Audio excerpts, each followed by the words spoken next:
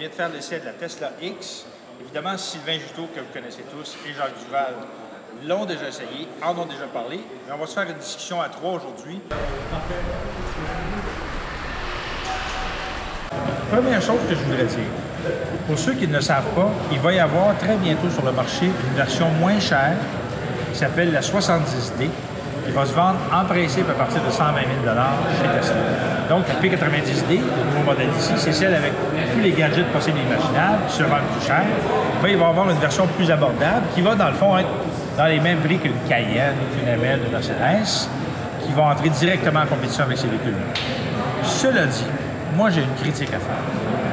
Le fameux toit qu'on a ici, pour quelqu'un comme moi qui fait de la planche à voile, quelqu'un qui fait du canot, du kayak, on ne peut pas mettre de porte-bagages sur le toit. Donc, ça veut dire que si vous voulez faire de la planche à voile, comme les planches à voile n'entrent pas dans le véhicule, et comme ils ne vont pas sur le toit, ça veut dire que ça vous prend une remorque.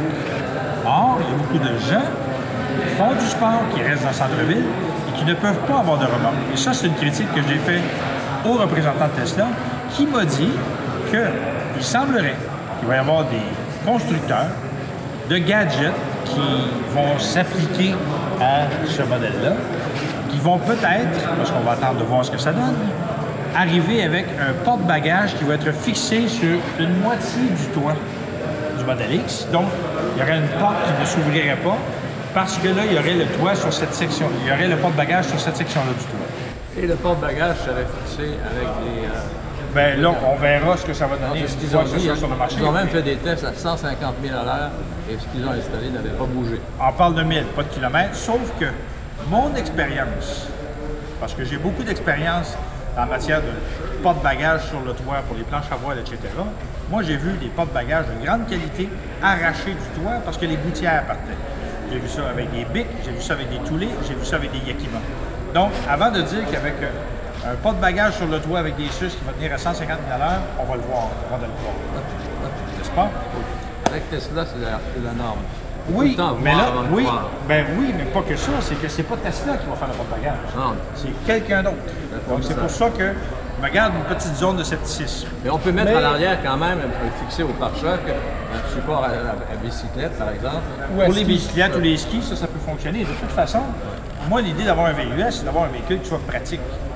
Ce véhicule-là est pratique jusqu'à un certain point.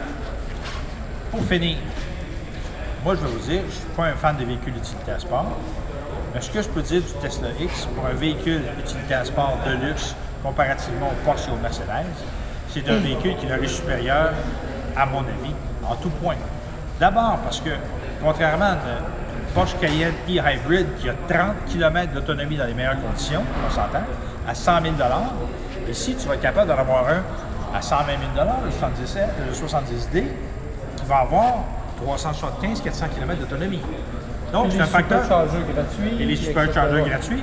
Et là, c'est un rapport de 10 pour 1. Donc, on n'est pas du tout dans le même niveau de sophistication et d'évolution de véhicules électriques. Pour ceux qui ne sont pas certains qu'ils ont besoin d'un X, il va y avoir le S et il y a le 3 qui sort en mars. Pas qui sort en mars, mais qui va être dévoilé en mars. Donc, je considère que Tesla a fait un bon véhicule, qui n'est pas bon genre de véhicule. Je n'ai pas besoin d'un tel véhicule. Mais pour quelqu'un qui a une famille comme Sylvain ou d'autres personnes qui ont des familles, ça peut être un véhicule intéressant comme véhicule 100% électrique de luxe. Voilà. Est-ce que tu as un dernier mot à dire là-dessus, Jean? Non, le seul mot que je voudrais peut-être ajouter, c'est que Tesla, on connaît la qualité des produits et ils réagissent très vite à la moindre critique. Ça ne prend pas 2 ans à changer quelque chose. Alors que les Allemands, des fois, tu les critiques puis ils disent « tu as tort ». Tu as tort, c'est ça, ils veulent nous reprendre. Tandis que Tesla avoue ses fautes et les répare. Et nous envoie les updates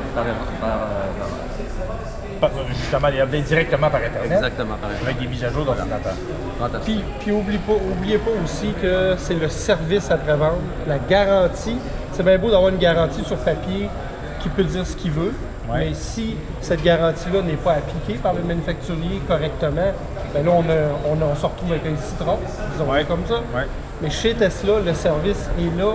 Quand ils disent que c'est une garantie de 4 ans, 80 000 km, tout inclus, ça veut dire même la batterie 12 volts, elle va être remplacée si elle brise, puis il n'y aura pas de frais. Puis, fait que ça, c'est extrêmement important, OK? Puis, parce que vous savez, moi, j'ai eu une mauvaise expérience actuellement avec ma Focus électrique. Dès qu'il y a un bris, là, ben, ça prend 2 mois avec la répare, avec tout le problème. Oui, Okay? d'ailleurs, ça, c'est une chose. Tesla, là, même quand le drivetrain, même quand il faut changer le moteur parce qu'il fait du bruit, il n'y a aucune question demandée, on te le remplace, puis ça prend une demi-journée.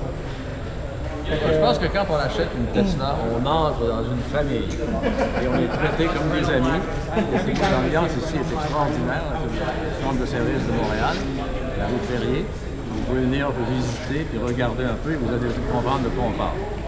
Et pour finir, la réalité, c'est que si on regarde l'ensemble des constructeurs automobiles de la planète, si on veut avoir un service extraordinaire au niveau au-dessus de tout le monde, c'est Lexus.